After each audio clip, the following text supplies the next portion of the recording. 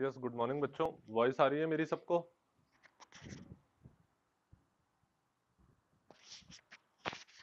ठीक। यस बच्चों, देखो, कल हम लोगों ने पढ़ा था सेल्फ इंडक्शन के बारे में। हम लोगों ने पढ़ा था सेल्फ इंडक्शन फिनोमेना क्या होता है, इसमें बैक ईएमएफ हमारा क्या होता है, ये सब हम लोगों ने देखा था। ठीक है, सेल्फ इंडक्शन फिनोमेना हमारा क्या करता है, ग्रोथ ऑफ करंट को अपोज करता है during switch on off circuit, और during switch off circuit decay of current को अपोज करता है। ये दो काम हमारा करता है सेल्फ इंडक्शन फिनोमेना। ठीक है, आज हम लोग पढ़ रहे हैं self inductance, coefficient of self inductance निकालते किस तरीके से हैं उसके बारे में हम लोग आज पढ़ रहे हैं।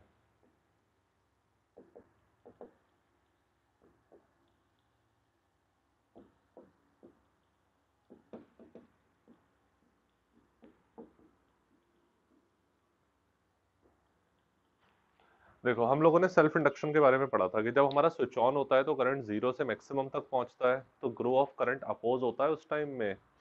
और जब स्विच ऑफ होता है तो मैक्सिमम से जब जीरो करंट पहुंचता है तो उस टाइम में डिके ऑफ करंट अपोज होता है। उसे सेल्फ इंडक्शन फिनोमेना कहते हैं, क्योंकि स्विच ऑन करते वक्त करंट चेंज करता है, मैग्नेटिक फील्ड चेंज करती है, फ्लक्स चेंज करता है, इंड्यूस्ड ईएमएफ प्रोड्यूस हो जाता है, जिसे बैक ईएमएफ कहते हैं। यही काम हमारा स्विच ऑफ करते वक्त होता है। अब हम लोग सेल्फ इंडक्टेंस, जो कैपिटल एल हमारा आया था कांस्टेंट, उसके बारे में पढ़ेंगे, जिसकी यूनिट हेनरी होती है। उसके बारे में हम लोग अब पढ़ेंगे। ठीक, ये हमारी बच्चों इधर कॉइल है, ये है हमारी इधर कॉइल, बैटरी से कनेक्ट है। ये हमारी इधर की लगी हुई है। ठीक, ये हमारी लगी है इधर की। ये हमारा इसके अंदर करंट फ्लो कर रहा है आई, और फिर करंट हमारा इधर आ गया, ये आई फ्लो करके। अब हम लोग देखते हैं, अगर इसके अंदर, तो हम लोगों ने पढ़ा था बच्चों कि सिंस हमारा जो फ्लक्स का फॉर्मूला होता है, बेसिक फॉर्मूला, वो क्या होता है, B vector dot A vector. या फिर मैं कह सकता हूं फ्लक्स का जो बेसिक फॉर्मूला होता है वो क्या होता है, B A cos theta. Flux का जो बेसिक फॉर्मूला होता है वो होता है आपका B A cos theta, B vector dot A vector B A cos theta. अब इसके अंदर सिंस हमारा थीटा आ जाएगा 0 डिग्री, तो cos थीटा इधर 1 के इक्वल आ जाएगा। थीटा 0 डिग्री इसलिए होगा क्योंकि मैग्नेटिक फील्ड वेक्टर और एरिया वेक्टर दोनों पैरेलल होंगी। मैग्नेटिक फील्ड वेक्टर और एरिया वेक्टर दोनों पैरेलल होंगे। एक तरीके से सोलेनॉइड है, सोलेनॉइड की जो मैग्नेटिक फील्ड होती है बच्चों, वो कैसे होती है, सोलेनॉइड की magnetic field along the axis होती है। सोलेनॉइड की मैग्नेटिक फील्ड कैसे होती है, along the axis, parallel to the length, और एंड्स पर जाकर सर्कुलर इस तरीके से बन जाती है। बट वैसे तो हमारी पैरेलल टू द एक्सिस होती है।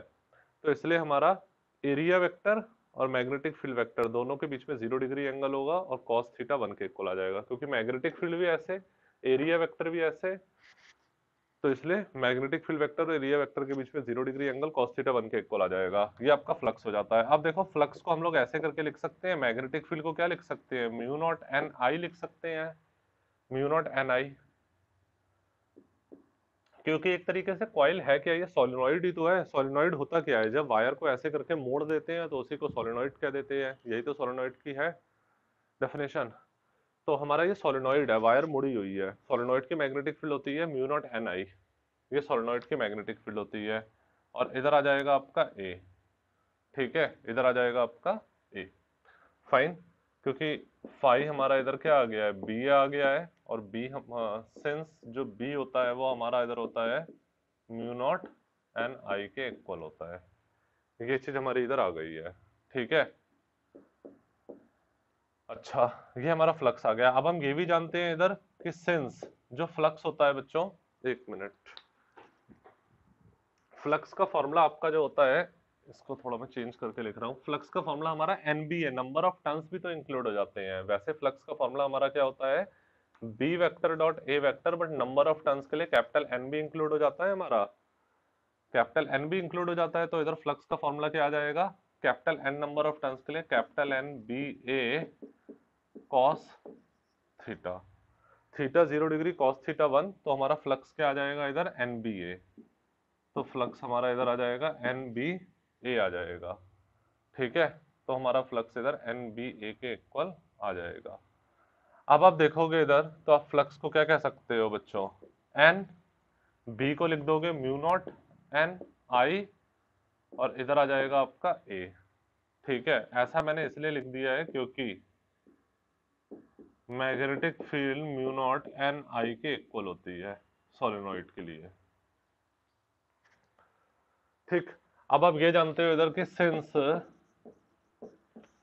जो फ्लक्स होता है वो आपका एल आई के इक्वल होता है, फ्लक्स आपका एल आई के भी तो इक्वल होता है, ये आपका हो जाता है फ्लक्स आपका इक्वल होता है एल आई के इक्वल। कल पढ़ा था इसे coefficient of self inductance into current.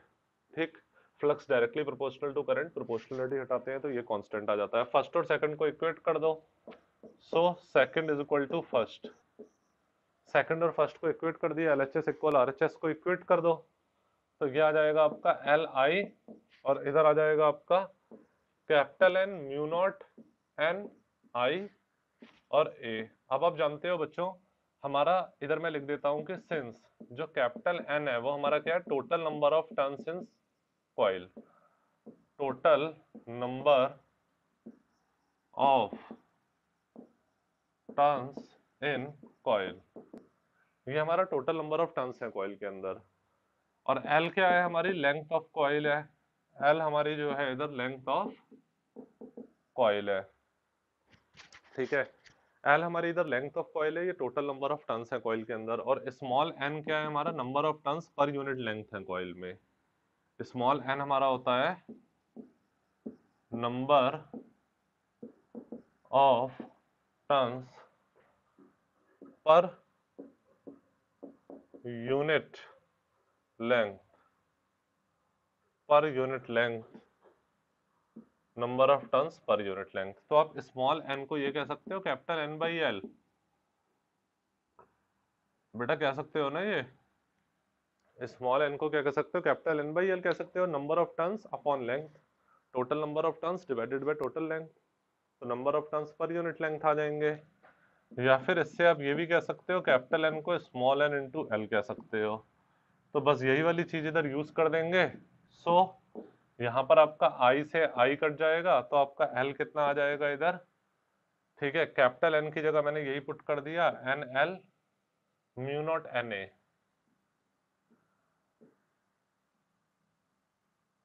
Mu naught N A, ये यूज कर दिया तो आपका आ जाएगा इधर 10। इसके बाद आखिर में इधर कर दे रहा हूं मैं 10, ये आपका क्या आ जाएगा capital L mu naught N square, ठीक है, A L mu naught N square A और एल, ये आपका आ जाएगा mu naught N square A L.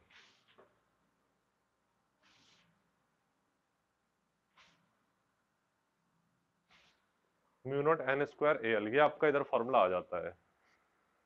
ठीक है, mu naught N square A L, ये आपका एक फॉर्मूला आ जाता है। या फिर इसको आप इस तरीके से भी लिख सकते हो कैपिटल एल के फॉर्मूले को, म्यू नॉट स्मॉल एन को आपने लिख दिया capital N by L, capital N का स्क्वायर। ठीक है, चलो यहाँ पे थोड़ा स्पेस कम हो रहा है, यहाँ पर स्पेस कम हो रहा है, पहले यहाँ तक का स्क्रीनशॉट ले लो जल्दी से। ये हमारा एक इंपॉर्टेंट फॉर्मूला आ जाता है mu naught N square A L, यहाँ तक स्क्रीनशॉट ले लो। ले लिया सबने स्क्रीनशॉट ये?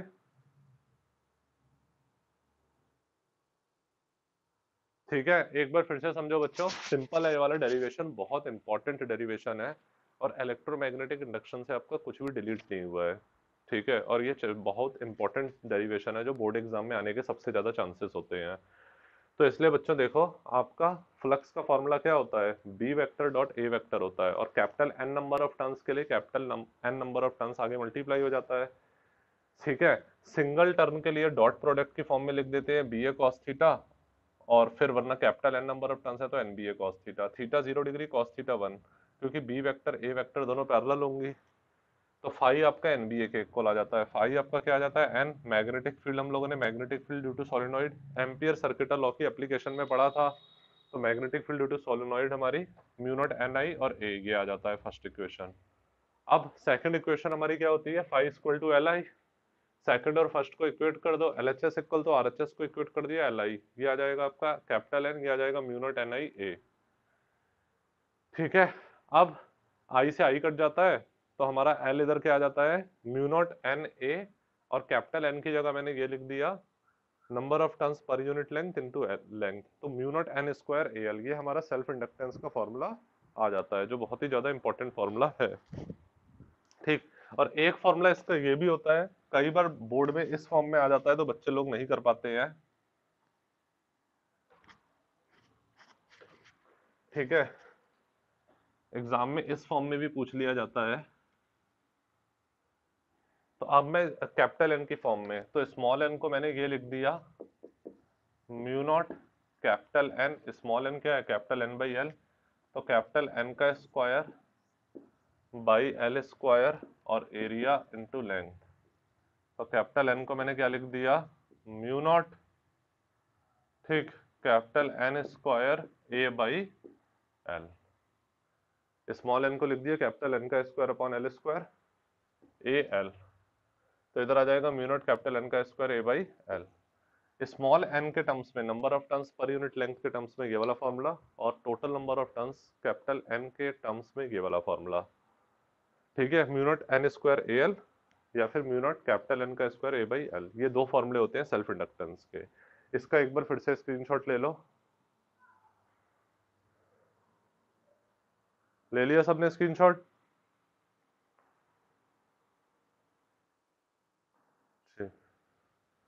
तो ये बहुत इंपॉर्टेंट डेरिवेशन, ये आपका सेल्फ इंडक्टेंस होता है।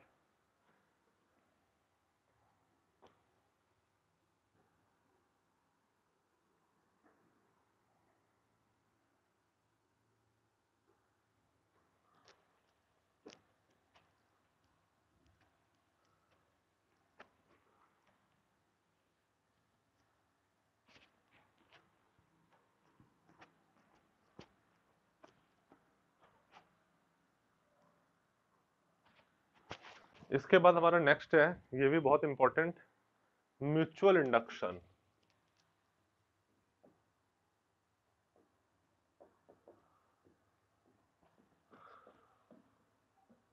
देखो म्यूचुअल इंडक्शन हमारा क्या होता है, ये से समझते हैं।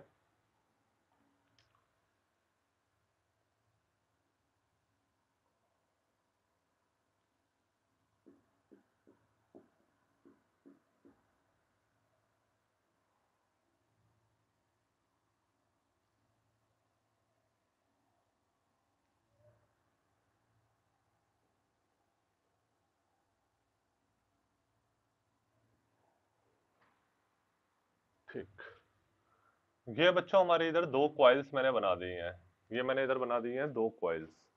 ठीक, इसको हम लोग कह देंगे इधर प्राइमरी कॉइल, इस कॉइल को कहेंगे हम लोग प्राइमरी कॉइल। जिसमें बैटरी लगी होती है उसे हम लोग प्राइमरी कॉइल कहते हैं, और जिसमें गैल्वेनोमीटर लगा होता है उसे हम लोग सेकेंडरी कॉइल कहते हैं।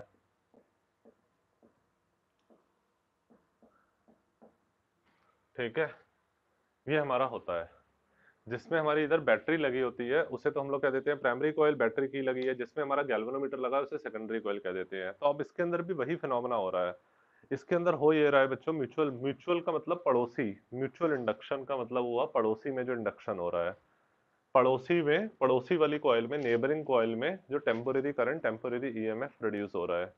हो ये रहा है जब हम लोग स्विच ऑन करते हैं, तो स्विच ऑन करते हैं बच्चों तो करंट एकदम तो मैक्सिमम पहुंचता नहीं है, करंट मैक्सिमम तक पहुंचने में थोड़ा टाइम लेता है। जैसे सपोज इसकी करंट कैरिंग मैक्सिमम कैपेसिटी है 50 एम्पियर, तो जैसे आप स्विच ऑन करोगे तो 0 से 50 एम्पियर तक पहुंचने में करीब 10 सेकंड का टाइम लेगा, एकदम तो पहुंचेगा नहीं, 0 से 50 एम्पियर तक पहुंचने में कितना टाइम लेगा, करीब 10 सेकंड का टाइम लेगा। तो आपका करंट 0 से मैक्सिमम तक पहुंचने में टाइम लेगा, करंट चेंज होगा, करंट चेंज होगा तो मैग्नेटिक फील्ड चेंज होगी, मैग्नेटिक फील्ड चेंज होगी तो फ्लक्स चेंज होगा, क्योंकि flux B A cos theta के इक्वल होता है, तो फ्लक्स चेंज होगा। तो प्राइमरी कॉइल में फ्लक्स चेंज होगा स्विच ऑन करते वक्त। अब वो सारा फ्लक्स जो होगा वो हमारा सेकेंडरी कॉइल में भी पास कर जाएगा, क्योंकि सेकेंडरी कॉइल प्राइमरी कॉइल की पड़ोसी है, सेकेंडरी कॉइल प्राइमरी कॉइल के नेबरिंग कॉइल है, इसलिए जो फ्लक्स प्राइमरी कॉइल में पास होगा वो सारा का सारा फ्लक्स सेकेंडरी कॉइल में पास कर जाएगा। अब जब सेकेंडरी कॉइल से फ्लक्स चेंज करने लगेगा तो वही फैराडे का सेकंड लॉ लग जाएगा कि जब भी कभी फ्लक्स चेंज होता है तो ईएमएफ इंड्यूस होता है, और वो ईएमएफ हमारा rate of change of magnetic flux के इक्वल होता है। तो ईएमएफ और करंट सेकेंडरी कॉइल में इंड्यूस हो जाता है due to change in magnetic flux in primary coil, यही हमारा म्यूचुअल इंडक्शन होता है। ठीक है, फिर जब इसमें कांस्टेंट करंट फ्लो करता है, जब मैक्सिमम करंट पहुंच गया 10 सेकंड बाद 50 एम्पियर मैक्सिमम करंट पहुंच गया, तो वो मैक्सिमम करंट इसमें कांस्टेंट फ्लो करता रहेगा। करंट चेंज नहीं होगा, मैग्नेटिक फील्ड चेंज नहीं होगी, फ्लक्स चेंज नहीं होगा। जब फ्लक्स चेंज नहीं होगा तो ना फ्लक्स इसमें चेंज हो रहा है तो ना फ्लक्स इसमें चेंज होगा, तो इसमें induce current produce, induced EMF produce नहीं होगा। जब आप स्विच ऑफ करोगे तो स्विच ऑफ करते वक्त करंट मैक्सिमम से जीरो पहुंचेगा, करंट चेंज होगा, मैग्नेटिक फील्ड चेंज होगी, फ्लक्स चेंज होगा। जो फ्लक्स इसमें चेंज होगा वही फ्लक्स इसमें चेंज होगा। तो अगेन प्राइमरी कॉइल का फ्लक्स चेंज हो रहा है जो सेकेंडरी कॉइल में पास कर जा रहा है, तो जिसकी वजह से सेकेंडरी कॉइल में ईएमएफ और करंट इंड्यूस हो जा रहा है। ये हमारा म्यूचुअल इंडक्शन होता है। ये हमारा क्या होता है? Mutual induction. ठीक है, तो म्यूचुअल इंडक्शन की डेफिनेशन एक तरीके से कह सकते हो, the production of induced EMF and induced current in secondary coil due to change in magnetic flux in primary coil. It is called mutual induction. The production of induced EMF or induced current in secondary coil due to change in magnetic flux in primary coil, it is called mutual induction. ये चीज हमारी mutual induction होती है, it is called mutual induction. ठीक, ये हमारा mutual induction होता है। अब म्यूचुअल इंडक्शन में देखते हैं बच्चों, ये हमारा होता है म्यूचुअल इंडक्शन। म्यूचुअल इंडक्शन में देखते हैं कि यहाँ से आपका करंट फ्लो कर रहा है पॉजिटिव टर्मिनल से, तो आपका ये करंट गया, करंट फिर इधर फ्लो करते हुए इधर आ गया आपका, राइट। अब म्यूचुअल इंडक्शन में देखेंगे, इसे मैं I1 कह देता हूँ, I1 current in primary coil है। तो अब मैं इसको कह सकता हूँ कि फ्लक्स, सबसे पहले अच्छा म्यूचुअल इंडक्शन के बेसिक चीजें देख लो कि हमारा जो फ्लक्स होता है, flux in secondary coil is directly proportional to current in primary coil. जितना करंट प्राइमरी कॉइल में चेंज होगा, जितना करंट चेंज होगा प्राइमरी कॉइल में, उतना ज्यादा ही फ्लक्स सेकेंडरी कॉइल में प्रोड्यूस होगा। तो flux in secondary coil directly proportional to current in primary coil. Proportionality हटाएंगे, कांस्टेंट लगाएंगे, तो कांस्टेंट हमारा इधर m आ जाता है। ठीक, तो m हमारा इसके अंदर क्या होता है, इधर अगर आप देखते हो तो m हमारा होता है coefficient of mutual induction, coefficient of mutual induction, coefficient of mutual induction, या फिर m को हम लोग म्यूचुअल इंडक्टेंस भी कहते हैं। m को हम लोग म्यूचुअल इंडक्टेंस भी कहते हैं। कोफिशिएंट ऑफ म्यूचुअल इंडक्शन या म्यूचुअल इंडक्टेंस भी इसे हम लोग कहते हैं, जैसे उसे सेल्फ इंडक्टेंस कहते थे। ठीक, और m को अगर डिफाइन करोगे तो इस तरीके से डिफाइन कर सकते हो। m को अगर डिफाइन ही करना है तो ऐसे करके कि m is equal to phi2 by I1। Denominator की वैल्यू 1 ले लो तो वो न्यूमरेटर के इक्वल आ जाता है, प्रोपोर्शनलिटी कांस्टेंट। तो if I1 is equal to 1 ampere, then आपका m क्या आ जाएगा, phi2 के इक्वल आ जाएगा। यानी कि if current flowing in primary coil is 1 ampere, if current flowing in primary coil is 1 ampere, then the flux passing through in secondary coil is said to be coefficient of mutual induction. When current flowing in primary coil is 1 ampere, then the flux passing through secondary coil is said to be mutual inductance. ऐसे करके इसे हम लोग define कर सकते हैं। ठीक, इसके बाद phi2 इक्वल टू आ जाता है आपका, ये आ जाता है। और इसके बाद हम लोग देखते हैं बच्चों, तो ये हम जानते हैं कि सिंस फैराडे सेकंड लॉ के अकॉर्डिंग, फैराडे सेकंड लॉ, जो आपका फैराडे इधर सेकंड लॉ होता है, उसके अकॉर्डिंग अगर हम लोग देखते हैं तो induced EMF in secondary coil, induced EMF secondary coil वो आपका क्या होगा, माइनस का d phi2 बाई d2 के इक्वल होगा, माइनस का differentiation of flux in secondary coil with respect to time के इक्वल होगा। ठीक है, माइनस साइन लेंज लॉ को बता रहा है।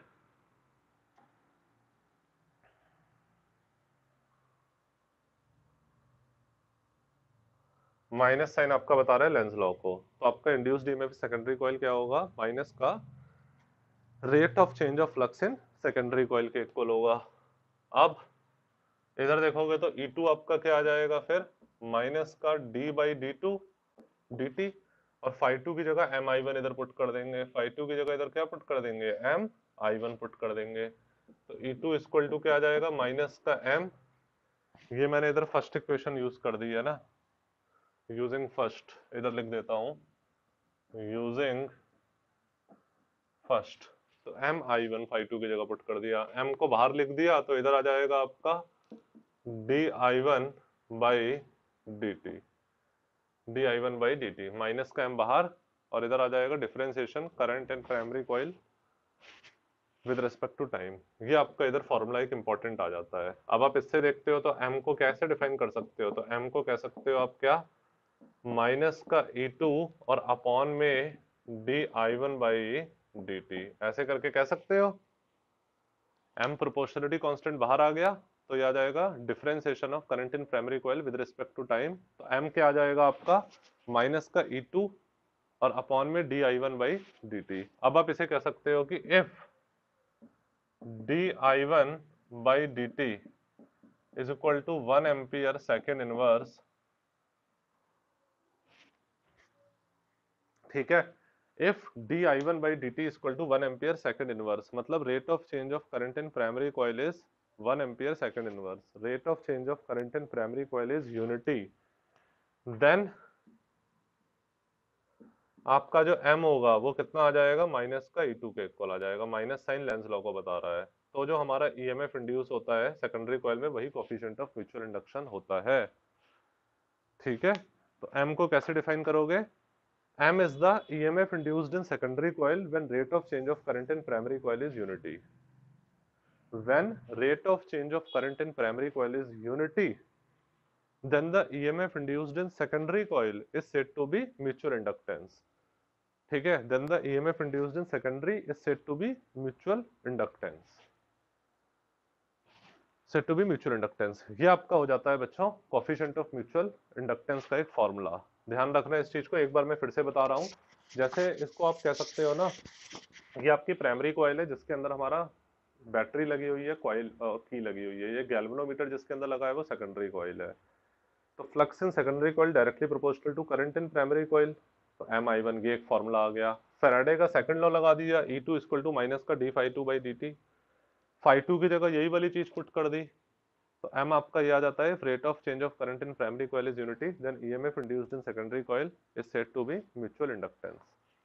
तो यहां तक बच्चों सब लोग स्क्रीनशॉट ले लो इसका जल्दी, ले लिया सबने, ठीक है, फाइन, ये सब लोगों ने ले लिया, ठीक। अब इसके बाद म्यूचुअल इंडक्टेंस आ जाता है, म्यूचुअल इंडक्टेंस।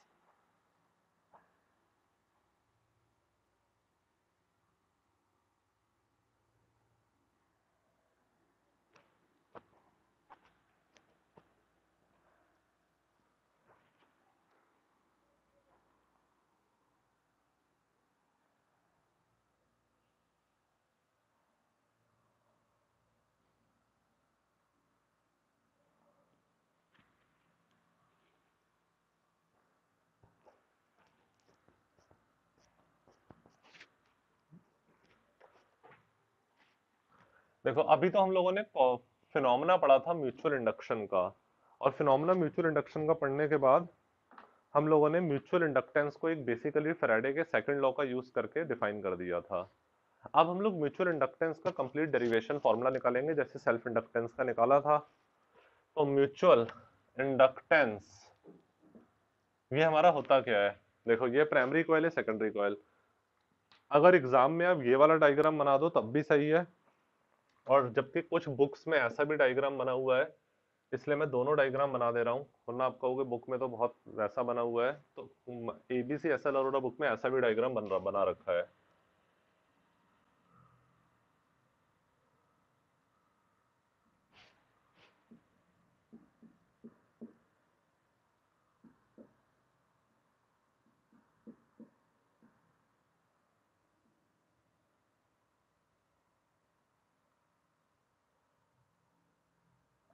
इस तरीके से कॉम्प्लिकेटेड डायग्राम सा बनाया हुआ है बुक्स के अंदर, ठीक है। इस तरीके से कॉम्प्लिकेटेड सा डायग्राम आपकी बुक्स के अंदर बच्चों बन रहा है। फाइन। मतलब ये यही बता रहा है कि दोनों इंटरलिंक्ड है। इसके बताने का पर्पस क्या है, दोनों के बीच में कपलिंग हो चुकी है, दोनों अब इंटरलिंक्ड है एक दूसरे के साथ। ये चीज डिनोट कर रहा है। ठीक है, इसको मैं डॉट डॉट कर देता हूं। जो सेकेंडरी कॉइल है उसके टर्म्स को मैंने डॉट डॉट कर दिया है।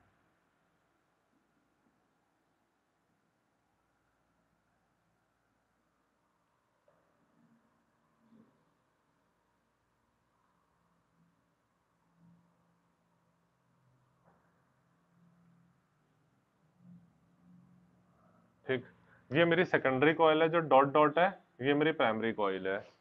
फाइन, ये इधर आ जाती है प्राइमरी कॉइल, और ये है सेकेंडरी कॉइल। ठीक, ये आपकी प्राइमरी कॉइल है, ये आपकी सेकेंडरी कॉइल है। फाइन।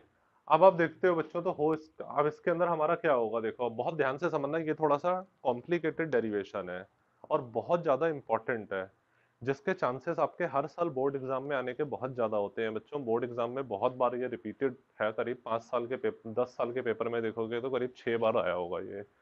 और थोड़ा सा कॉम्प्लिकेटेड है, इसलिए ध्यान से इसको समझना।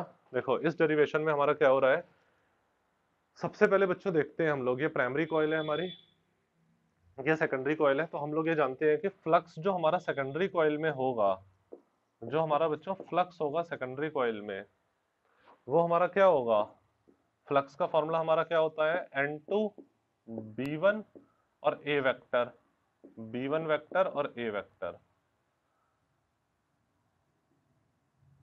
ठीक, B1 वेक्टर और A वेक्टर। देखो number of turns secondary coil के आएंगे, अरे जब फ्लक्स सेकेंडरी में हो रहा है तो नंबर ऑफ टर्न्स भी सेकेंडरी के आएंगे। मैग्नेटिक फील्ड प्राइमरी कॉइल की होगी, क्योंकि मैग्नेटिक फील्ड प्रोड्यूस तो प्राइमरी कॉइल में हो रही है। जो करंट का जन्म हो रहा है, जो करंट का जन्म हो रहा है, करंट हमारा बन रहा है, वो तो प्राइमरी कॉइल से बन रहा है ना। करंट हमारा बन तो बच्चों प्राइमरी कॉइल से रहा है, तो मैग्नेटिक फील्ड प्राइमरी कॉइल में होगी। मैग्नेटिक फील्ड प्राइमरी कॉइल के लेंगे, क्योंकि करंट की उत्पत्ति, करंट का प्रोडक्शन प्राइमरी कॉइल से हो रहा है, तो मैग्नेटिक फील्ड प्राइमरी कॉइल की। और एरिया लेते हैं उसका जो कम होता है। एरिया किसका लेते हैं, जो कम होता है उसका एरिया लेते हैं। ठीक है, तो अब मैं देखता हूं इसके अंदर, तो ये हमारा क्या आ जाएगा, इसको मैं लिख सकता हूं N2 B1A cos थीटा। ये आपका फाई 2 आ जाएगा। इसके अंदर भी again, since theta equal to 0 degree, so cos theta आपका 1 के इक्वल आ जाएगा। Theta 0 degree, so cos theta क्या आ जाएगा बच्चों, आपका 1 के इक्वल आ जाएगा। कॉस थीटा इधर 1 के इक्वल, थीटा इसलिए 0 डिग्री होगा क्योंकि magnetic field along the axis होती है। एरिया वेक्टर भी ऐसे करके होता है, तो magnetic field vector area vector में 0 डिग्री का एंगल होता है, इसलिए theta 0 degree, cos theta 1। Fine. अब आप इसको लिख सकते हो, फाई 2 को, फाई 2 को आप ये लिख सकते हो बच्चों, फाई 2 को आपने लिख दिया, कैपिटल N2 को स्मॉल n2 L लिख सकते हो। ठीक है, और B1 को आप लिख सकते हो mu naught N1 I1, mu naught N1 I1 magnetic field primary coil की, और इसको एरिया, ये लिख दिया हमने। ये आपका इधर आ जाता है फर्स्ट। मैं सारी चीजों को इधर इंग्लिश में लिख देता हूं। देखो सारी चीजों को इधर लिख देते हैं, तो ऐसे करके इधर लिख सकता हूं मैं। N2 मेरा क्या है, number of turns, number of turns in secondary coil, number of turns in secondary coil. N1 है number of turns in primary coil.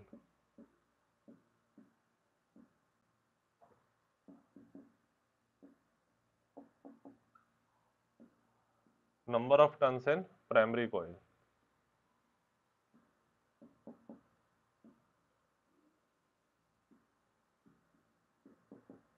ठीक है, number of turns in secondary coil, number of turns in primary coil.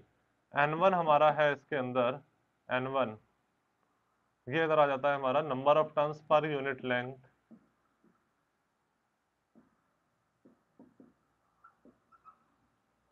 Number of turns पर unit length in primary coil, in primary coil, primary coil में number of turns पर unit length है, ठीक है। और N2 हमारा क्या है इसके अंदर, N2 है नंबर ऑफ टर्न्स पर unit length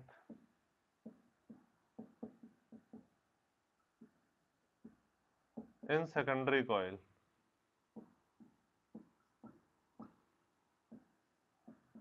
number of turns पर unit length in secondary coil, number of turns पर unit length in primary coil, total number of turns primary coil में, total number of turns secondary coil में, ठीक है। ये हमारे हैं टोटल नंबर ऑफ टर्न्स, आप इसे कह सकते हो टोटल, इधर भी है टोटल नंबर ऑफ टर्न्स, ठीक है। टोटल नंबर ऑफ टर्न्स होते हैं हमारे ये टोटल नंबर ऑफ टर्न्स, ठीक। अब एल क्या है हमारा, length of solenoid, length of coils, दोनों की लेंथ कॉमन होगी, लेंथ ऑफ कॉइल्स दोनों की लेंथ कॉमन होगी, तभी हमारी एकदम से कपलिंग हो पाएगी इस तरीके से।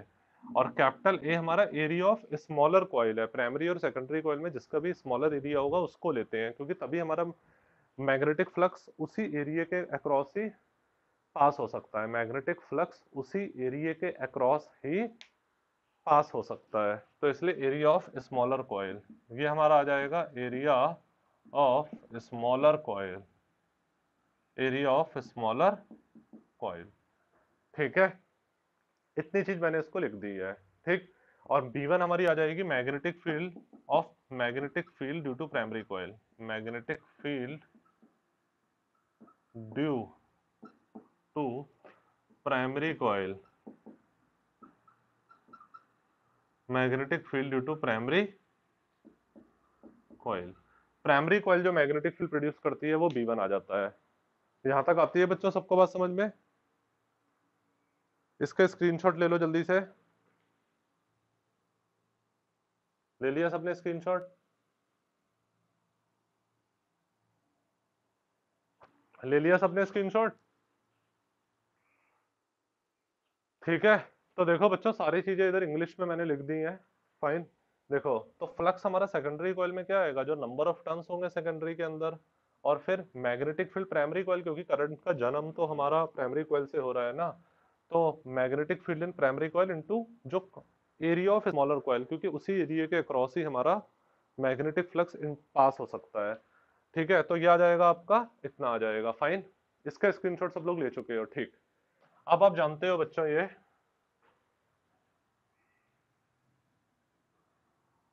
आप केवल स्क्रीनशॉट से ही अच्छे से नोट्स बना सकते हो, क्योंकि सारी चीजें मैं इधर लिख ही देता हूं, ठीक।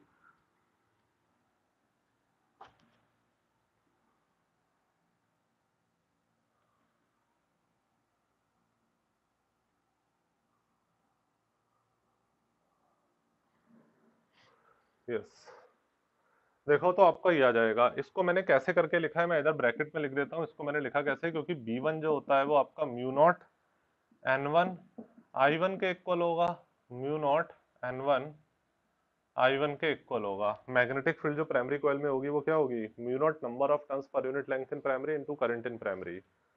और आपका जो N1 होता है वो क्या होता है, कैपिटल N1 बाई L के इक्वल होता है, तो कैपिटल N1 क्या आ जाता है आपका N1L, ठीक है। और इसी तरीके से N2 क्या होगा आपका, N2 जो होता है बच्चों वो आपका कैपिटल N2 बाई L होगा, नंबर ऑफ टर्न्स पर unit length, number of turns पर unit length, total number of turns upon length, total number of turns upon length. तो N2 आपका क्या आ जाएगा, N2 इंटू L, तो उसी चीज का मैंने इधर यूज कर दिया है, ठीक है। ऐसे करके एक एक बेसिक स्टेप बच्चों बता रहा हूं मैं, तो ये मैंने इधर यूज कर दिया है, कैपिटल N2 की जगह स्मॉल N2L, ऐसे mu naught N1 I1 A, ऐसे करके इधर ही यूज कर दिया है। अब मैं इधर देखता हूं, तो ये मेरा आ जाता है इधर की सिंस मेरा जो इधर phi2 होता है वो, उसे आप एक फॉर्मूला ये भी होता है phi2, ये तो मैंने phi2 को ऐसे करके, phi2 को आप ऐसे भी तो लिखते हो, अभी अभी देखा था MI1 करके लिखते हो, अरे अभी अभी जो हम लोग पढ़ रहे थे बच्चों उसमें देखा था हमने कि phi2 को कैसे करके लिखते हैं, flux in secondary coil is directly proportional to current in primary coil, proportionality हटाते हैं, कांस्टेंट म्यूचुअल इंडक्टेंस आ जाता है, यानी कि MI1, ठीक। ये आपकी आ जाती है सेकंड इक्वेशन। अब आपने इधर फिर वही कर दिया कि since second is equal to first, LHS equal to RHS को इक्वेट कर दिया, तो आपका एम आई वन ये कितना आ जाएगा, mu naught N one, mu naught N one N two, ठीक है, N one N two I one L A, ठीक है, ये आ जाएगा। एम आई वन कितना आ जाएगा आपका, mu naught N one N two I one और ए एल इधर आ जाएगा। अब आप इससे देखोगे तो आई वन से आई वन इधर कट जाएगा, तो एम कितना आ जाएगा आपका, mu naught N one N two A L. ये एक बहुत इंपॉर्टेंट फॉर्मूला बच्चों जो आपका एग्जाम में पूछा जाता है, डिराइव करने को आता है, या फिर इसे इस फॉर्म में भी लिख सकते हैं, ठीक, capital M is equal to mu naught N one by L into N two by L और ए एल। तो देखोगे बच्चों तो एल से आपका एल कट जाएगा इधर, तो आपका ये वाला फॉर्मूला इस तरीके से आ जाएगा। देखो एन वन को मैंने क्या लिख दिया, total number of turns upon length, ठीक है, और N2 को क्या लिख दिया, total number of turns in secondary upon length, ठीक, तो ये लिख दिया मैंने इसको। तो ये आपका इधर फिर देखोगे तो L से L कट जाएगा, तो आपका एक फॉर्मूला इधर ये भी आ जाता है, फिर म्यूचुअल इंडक्टेंस का, म्यूचुअल इंडक्टेंस का एक फॉर्मूला ये भी आ जाता है आपका, mu naught N one N two A by L, ठीक, ये आ जाता है आपका, फाइन। ये आपके फॉर्मूले इधर आ जाते हैं, mu naught N one N two A by L. तो total number of turns capital N के टर्म्स में ये, और नंबर ऑफ टर्न्स पर यूनिट लेंथ स्मॉल एन के टर्म्स में ये, दो फॉर्मूले आ जाते हैं, mu naught N one into A L या mu naught capital N one capital N two A by L, ठीक है, कैपिटल एन के टर्म्स में ये, स्मॉल एन के टर्म्स में ये आ जाता है। ये आपके फॉर्मूले आ जाते हैं म्यूचुअल इंडक्टेंस के, इनको ध्यान से समझना बच्चों, ध्यान से पढ़ना है इनको, ठीक है। तो इसका स्क्रीनशॉट ले लिया सबने,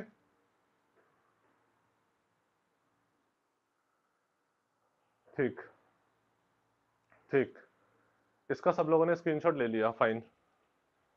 ये बहुत इंपॉर्टेंट डेरिवेशन है। और अच्छा, इन दोनों की जो यूनिट होती है बच्चों, एम की भी यूनिट हेनरी ही होती है, जो हमारे एल की यूनिट होती है वही एम की यूनिट होती है, यानी कि एम की भी यूनिट हमारी क्या होती है, हेनरी ही होती है, फाइन।